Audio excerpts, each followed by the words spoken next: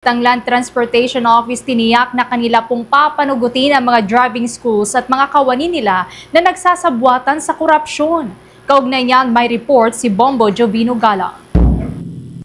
Siniguro ng Land Transportation Office na kanilang papanugutin ang mga driving schools na nakitaan nila ng mga iba't ibang paglabag.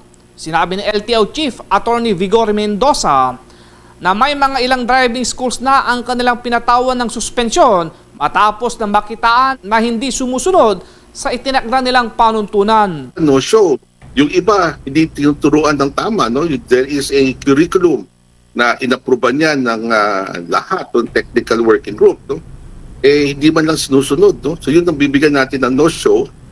Yung ating nalabas, pasimula lang po yan. No? So let this serve as a warning to all our partners na tulungan tayo na ipatupad ng mahusay yung mga rules and regulations natin sa pag-i-issue ng lisensya. Opo, meron tayong nahuhuling ganyan, no? Na pinaiikutan nila tayo eh.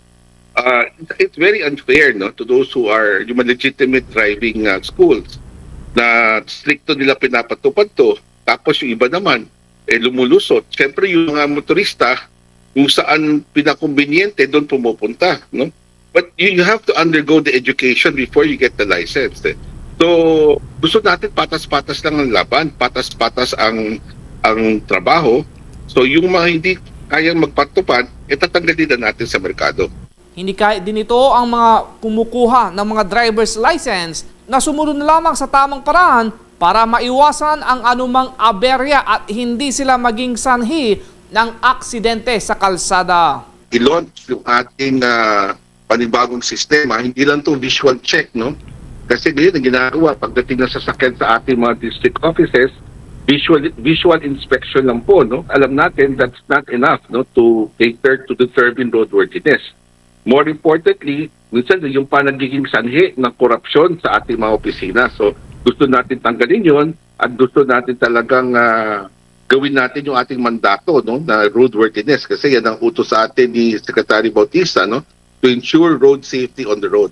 Gusto lang natin malaman, no, yung mga problema, baka may mga ayaw natin humaba ang pila, ayaw natin na magkaroon ng no-show, no, baka naman makahanap ng paraan para ikutan yung ating sistema. So ayusin po natin yon. No, gusto natin yung integridad ng ating mga sistema na pinapairal sa pag-issue ng lisensya ay talagang sundin at gawin tama. No?